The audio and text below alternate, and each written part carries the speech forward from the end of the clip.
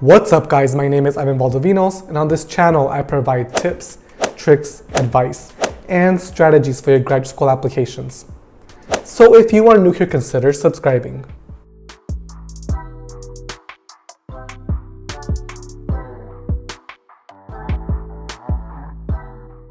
In this video, I am going to provide you with some tips on how to go about writing the why this institution or why our program part of the prompt when you are writing your statement of purpose for graduate school. Before we get into the video, I do want to remind you all that I do offer a statement of purpose review service on my Fiverr account, which you can access down below in the description box.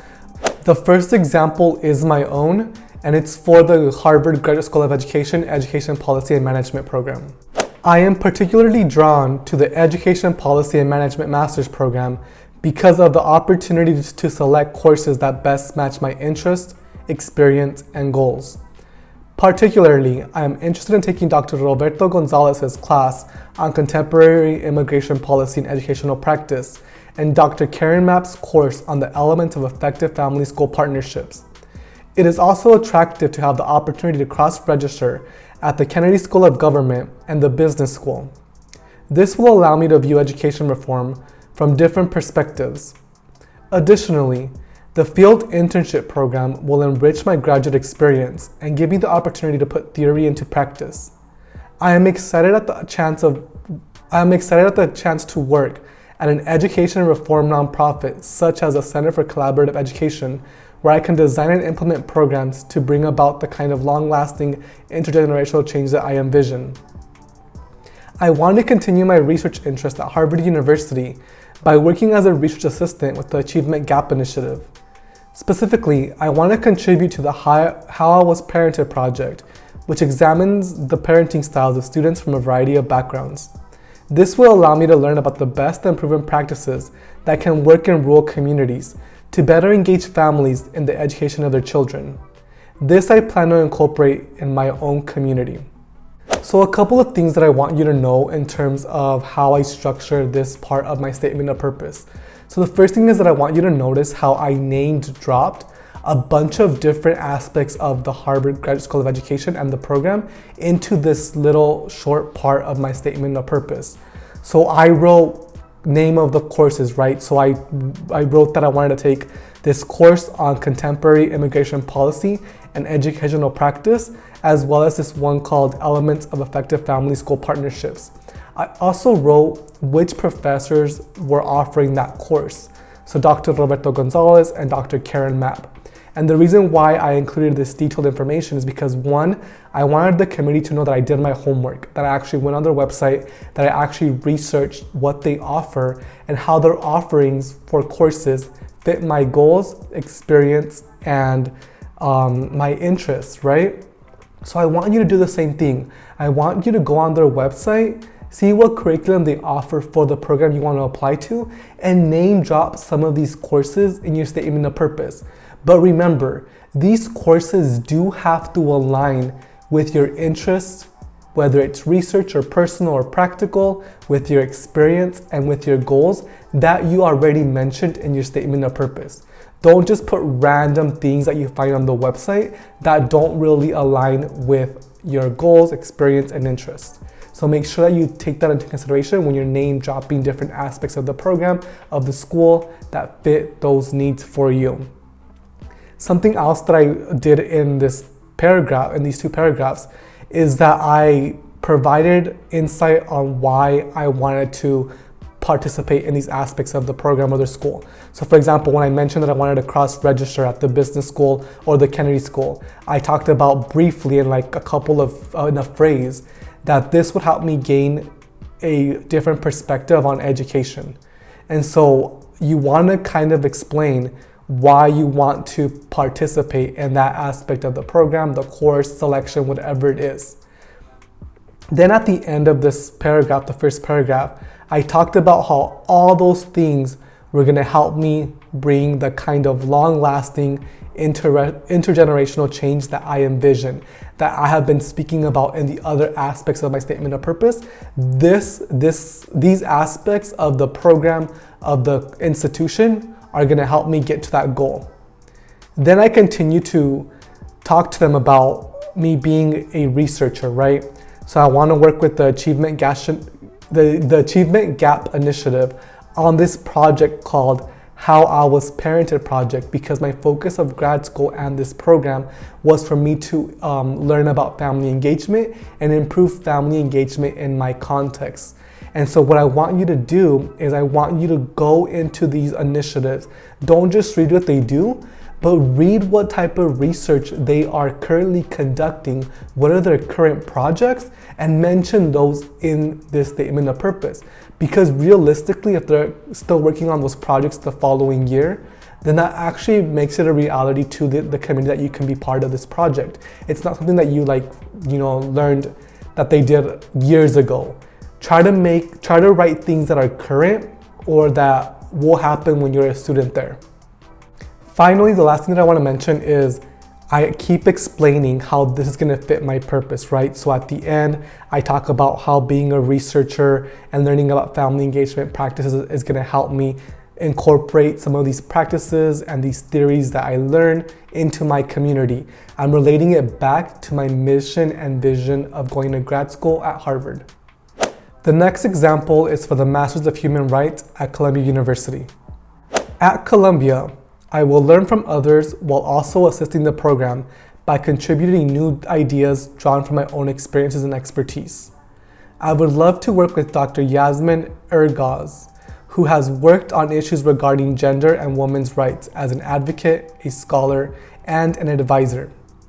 Furthermore, with her previous experience as a consultant to international and domestic policy organizations in both the United States and Italy, I will be able to learn from her and be able to offer new solutions that would increase equality for women globally, both during my time in school and afterwards when I enter the foreign service. Because my interests focus on analyzing women inequality in Italy and the US, through comparing how violence against women's laws get implemented, I believe Dr. Ergaz is the right research faculty for me. Through Columbia, I hope to explore laws concerning domestic violence and femicide, while also researching their effects on the prevention of intimate partner violence. Columbia is ideal for me not just because of this specific program, but also because of its leading experts in human rights policy. So as you can tell, this applicant did a couple of different things from the previous example. So one of the things that she did do was she wanted to tell the committee, here's what I can bring to your program and to your institution. So she talked about how she can bring her perspectives on the topic of domestic violence and women inequality and how she was going to draw from her experiences. And if you read the whole statement of purpose, her experiences as a researcher, her experiences going through domestic violence, her experience with working with organizations that target women in Italy for domestic violence, her experience going to Italy and studying abroad and working in Italy for a year. So all those things she's going to bring to the table, and she's telling the committee in this paragraph how she's going to bring her perspectives to not only the classroom, but the institution and the program.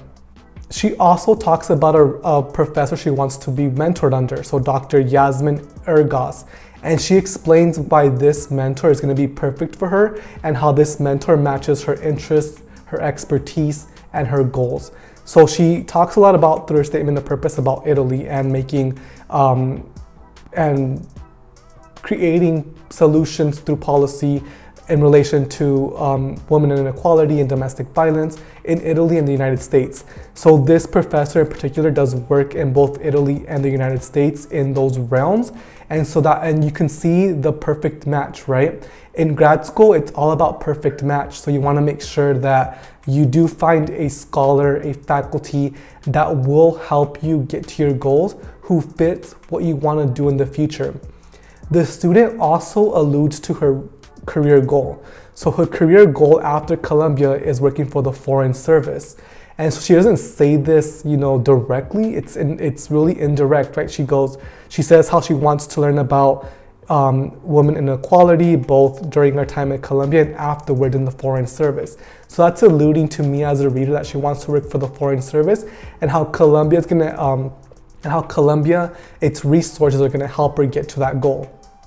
Then she talks about how There's other leading experts in human rights policy that she wants to learn from. And a key thing to note here is that she does not mention every single professor does every single professor who does work in human rights. As I mentioned earlier, this master program is a master in human rights, so you should expect to have multiple human rights experts on the faculty, right? So you don't want to mention every single one. You want to mention one that really aligns with your goals. The final example I have for you is another Harvard Graduate School of Education example for the school leadership program. I want to study in school leadership program because of its flexible curriculum and the opportunity it provides for collaboration. A principal earns his or her title by being the principal teacher of the school. To prepare for my vocation as a principal teacher, I would like to become an expert in education. As I noted before, my academic interests are varied: bilingual education, gifted education, and school finance. After consulting the core curriculum and SLP alumni, I am most looking forward to these relevant courses. Dr. Paola Uccelli's H813 Bilingual Learners and Dr. Lee Title's A397 Leading for Equity and Diversity in Integrated Schools. My favorite aspect of SLP's flexible curriculum is the opportunity to cross-register in another graduate school. For many educators, our focus is only on collaborating with other educators. I want to cross-register in another graduate school in order to invite future leaders of business or law into the mission of education. Dr. Rosabeth Moss Cantor of the Harvard Business School often quotes the African adage, "It takes a village to raise a child," but reworks it for our contemporary challenges by saying it takes a cross-sector, multi-stakeholder coalition to raise a child. Cross-sector collaboration starts with relationships. One of my main goals is to develop a business or law class. One of my main goals in taking a business or law class would be to befriend a classmate and start the cross-sector collaboration. Another opportunity for collaboration with SLP is, of course, with other educators.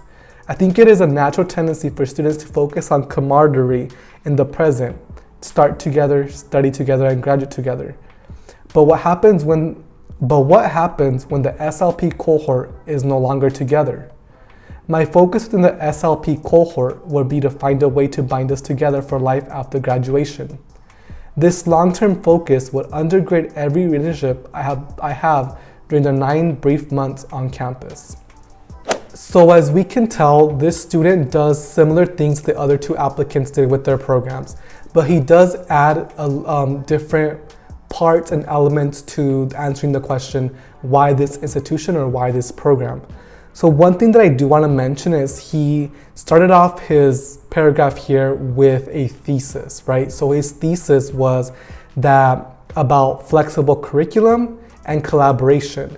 So as a reader, I'm expecting him to explain a little bit more what he means by the flexible curriculum and the opportunity for collaboration, and he does that really well. So one of the ways he talks about flexible curriculum is through taking classes at the Harvard Graduate School of Education, right, through the SLP program. So he talks about taking classes with Dr. Paola Uccelli's, who teaches bilingual learners course, and then Dr. Lee Title's, who teaches Leading for Equity and Diversity in Integrated Schools. Then he goes further and talks about cross-registration at different schools, right? He talks about taking a class with Dr. Rosabeth Moss Cantor at the Harvard Business School and then potentially at the law school. And then he goes further and explains why this is important and how collaboration in different sectors helps transform educational spaces and practices and policies, because we do need this cross-cultural connections with different parts of society. And he describes that in this paragraph. And I think that's really a strong point that he's making when he's trying to convince the committee why he wants to attend the Harvard Graduate School of Education. And he not only just says like, yeah, I know I read that by cross-registering or working with other different stakeholders, that helps with the to move forward the mission of education. But he also starts off this paragraph by saying that In the context of a school, a principal is someone who is the first teacher. And so he uses that example to kind of explain why he needs to be at the school and take these courses and cross-register in order for him to become a successful principal. We also learn through this paragraph indirectly that he wants to become a principal at a school. He wants to be a school leader. So this is a great way, an example of someone explaining what their career goal is without directly telling you. Something else that I find key with this example here is how he mentioned that he talks to SLP alumni. So it's telling the committee that the student is doing his research, but also reaching out to people that have been in the program to see if he really fits with this program and if he would thrive in the program if he was admitted.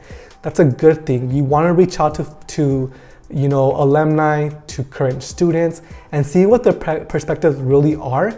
And I also want you to consider that you should actually have a reason why you should attend HGSC. Don't just attend HGSC because it's Harvard. You want to make sure that you really fit in with this culture, with their offerings, with their curriculums, with every aspect of the institution and program, because it's going to come across on the statement of purpose when you describe it.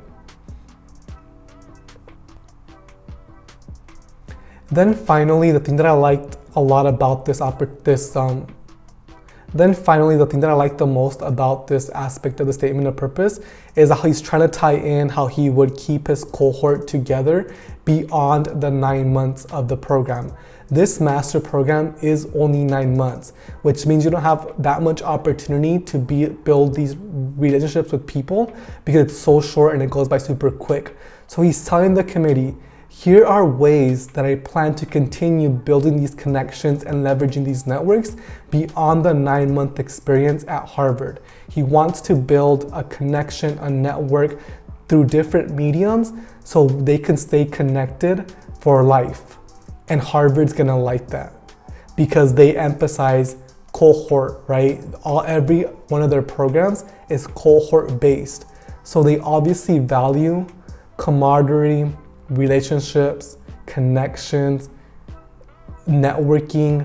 And so he's telling the committee, here's how I'm going to continue that mission of Harvard, of HGSC, beyond just the program, the 9 months that I will be there. All right, you guys, so that concludes my video on statement of purpose tips for answering the question, why do you want to attend this institution, or why do you want to attend this program? I hope that it really helps you out when you write this part of your statement of purpose. Let me know if you have any questions down below. And again, I do offer that statement of purpose review service that you can get my expertise and my constructive feedback on. I hope to work with you soon. Thank you for watching this video, and I will see you in the next video.